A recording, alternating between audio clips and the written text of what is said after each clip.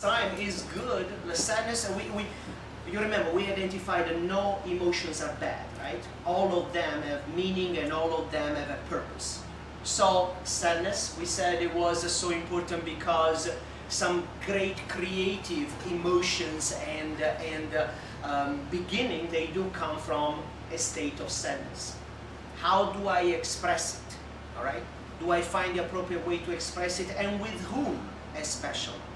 You know very well, in the work environment, you cry, you're considered weak. Okay? So it's not quite appropriate to show that kind of sadness, that kind of emotions in the work environment. So I have to find better ways. And that goes with mad, of course.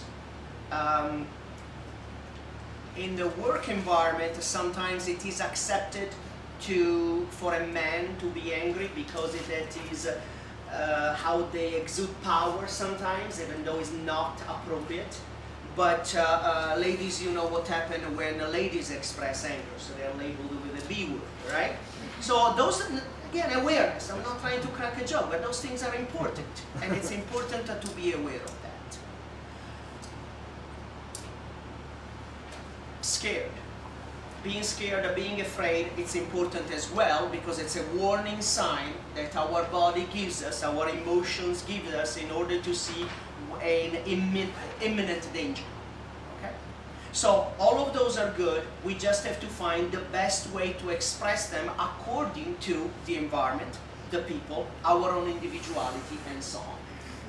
People that are better, more emotionally intelligent, and they have the ability to express their emotions appropriately, they gain the concept of being trustworthy.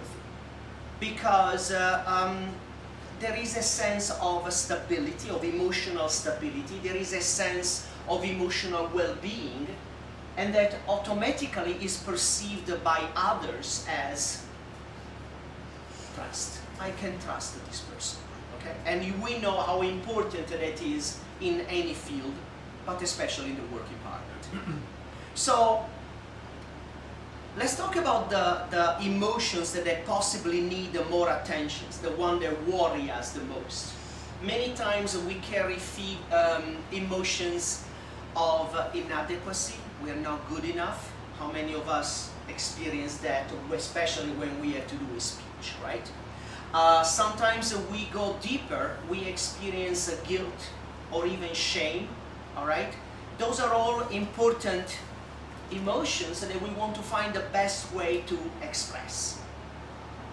First, always knowledge and awareness. That is the most important part. For example, do you know the difference between guilt and shame?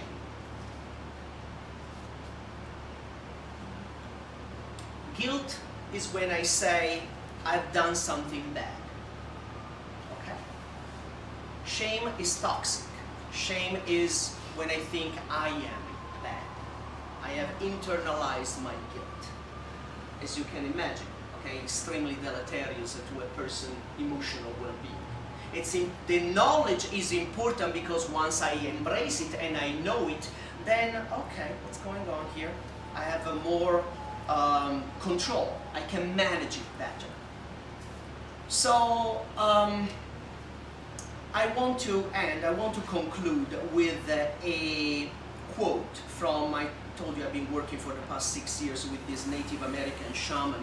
One of the most important things he has told me is, if you do not deal with your emotions will deal with you. Okay? So, again, what we usually do is suppress, deny, avoid.